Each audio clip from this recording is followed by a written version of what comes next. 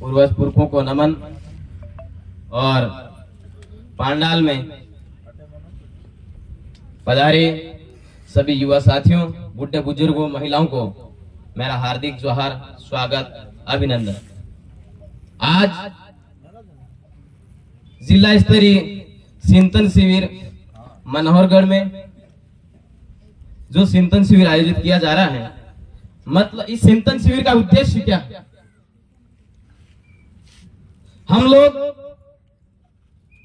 आज जगह जगह, गांव गांव, डाणी डाणी, हर मोहल्ले, पूरे प्रदेश भर में आदिवासियों को जगाने का काम क्यों कर रहे हैं? क्या जरूरत पड़ी आज हर जगह पूरे प्रदेश भर में आदिवासियों को जगाने का काम देश की आजादी के बाद भी हम लोग क्यों कर रहे हैं? देश तो आजाद हो गया है।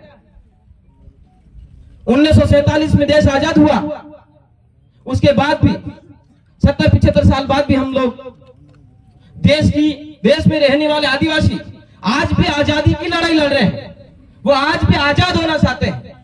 आदिवासी आज भी आजाद नहीं हुए हैं, क्योंकि हम लोगों को सबसे पहले हम लोग कौन है, आदिवासियों को अपने आप को पहचानना पड़ेगा कि हम लोग हैं कौन, हमारा इतिहास क्या है,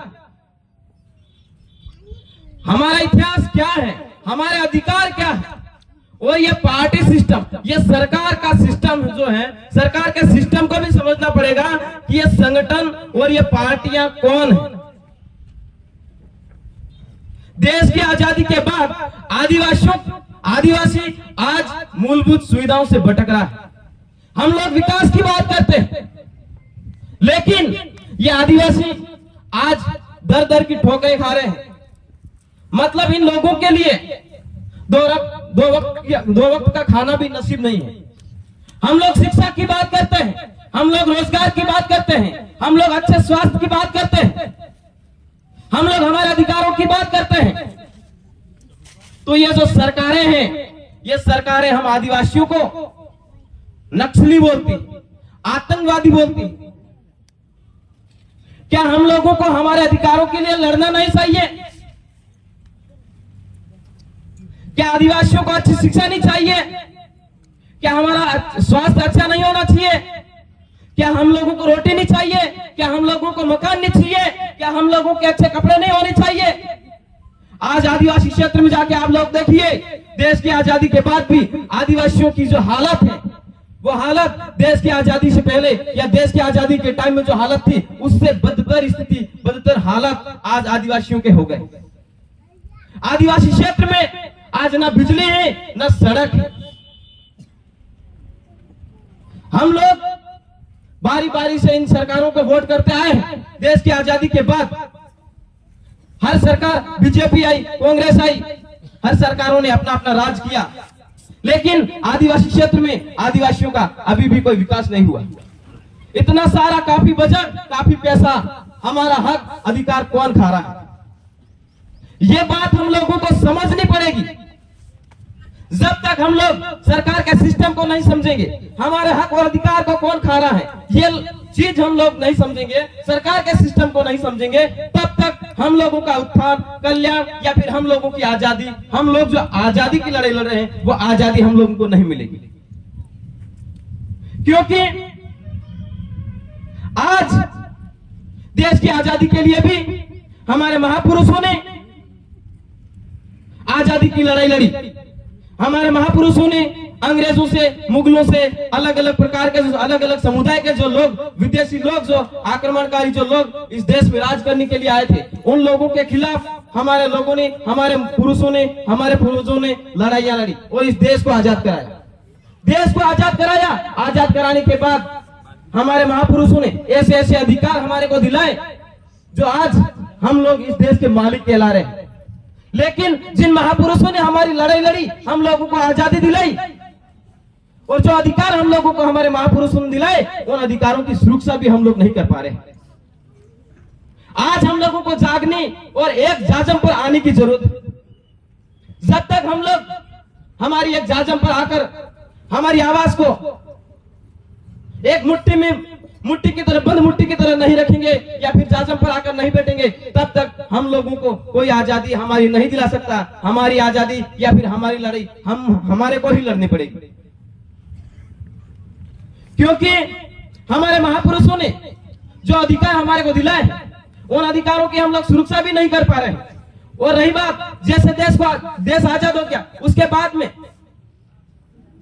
हमारे महापुरुषों ने जो लड़ाई लड़के जो अधिकार हमारे को दिलाए, वो अधिकार ऐसे कानून नियम है जो हमारे को इस देश के राजा के मतलब राजा मानते हैं। हम लोग कहते हैं, नारा लगाते हैं कि जय जोहार का नारा है और भारत देश हमारा है।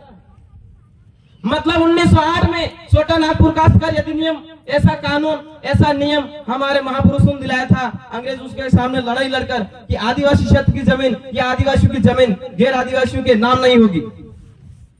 आदिवासी क्षेत्र में आदिवासियों का राज होना चाहिए, हमारे इलाके में हमारा राज। ऐसा कानून, ऐसा नियम हमारे महापुरुषों ने अंग्रेजों से लड़ाई लड़कर हमारे को दिलाए थे।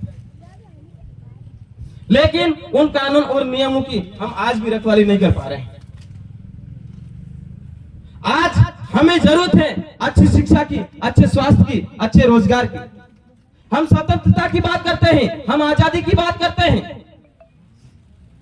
तो वो स्वतंत्रता और आजादी हम लोगों को कैसे मिलेगी?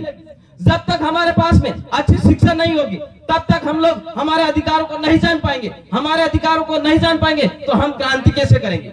हम हमारे अधिकारों की लड़ाई कैसे लड़ेंगे? तो सबसे पहले हम लोगों को शिक्षित होना पड़ेगा। हम लोगों को, हमारे समुदाय को एक जाजम पर लाना पड़ेगा। हमारी एकता स्थापित करनी पड़ेगी, तो ही हम लोगों को हमारी आजादी हम लोग दिला सकते हैं। आज हम लोग बिल प्रदेश की मांग कर रहे हैं, हमारे अधिकारों की बात कर रहे हैं, हम 5वीं अनुसूची की बात करते हैं, हम आर्टिकल 13(3) की बात करते हैं।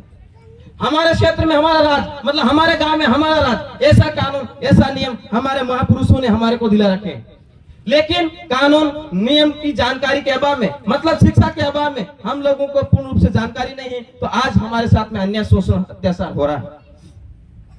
जैसा ये सरकारें भी हम लोगों को भी, आदिवासियों को भी देश में शासन करने के लिए, जैसे बीजेपी और कांग्रेस ने देश की आजादी के बाद शासन स्थापित करने के लिए जैसे संगठन बनाया, वैसे ही हम लोगों को, हम आदिवासियों के भी अपना अलग से संगठन बनाना चाहिए।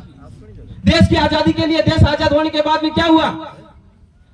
अलग समुदाय जैसे बनिए ब्राह्मण राजपूत लोग जो थे, उन लोगों ने, वो लोग पढ़े लिखे थे, जागरूक लोग थे, उन लोगों ने देश में सत्ता स्थापित करने के लिए, देश को चलाने के लिए इस लोकतंत्र में अपना संगठन बना लिया और आदिवासी उस संगठन में शामिल हो गए। लेकिन हमारा खुद का राज स्थापित करने के लिए अभी तक कोई संगठन स्थापित नहीं किया। तो मैं इस मंच के माध्यम से यही कहना चाहूंगा कि देश में अगर राज करना है या फिर हम लोगों को आजादी चाहिए, तो हमारे खुद का संगठन होना चाहिए, खुद को हमारे को एक जाजम पर आकर बैठना चाहिए और हमारी एकता कायम होगी, तो ही हम लोग आजाद हो पाएंगे। इस मंच के माध्यम से मैं 2 लाइन बोलूंगा। मिलकर आवाज उठाओ तो सही, मिलकर आवाज उठाओ तो सही, नजरों से नजरें मिलाओ तो सही, नजरें से नजरों मिलाओ तो सही, खुद गिर जाएगा उन ताश के पत्तों की तरह, उस जुल्म और अत्याचार की दीवार को हिलाओ तो सही। जय जोहार, जय आदिवासी, जय बिल प्रदेश, आप सबकी जय, जय भारत, जय संविधान। बहुत बहुत धन्यवाद बालू भाई का। कार्यक्रम की अगली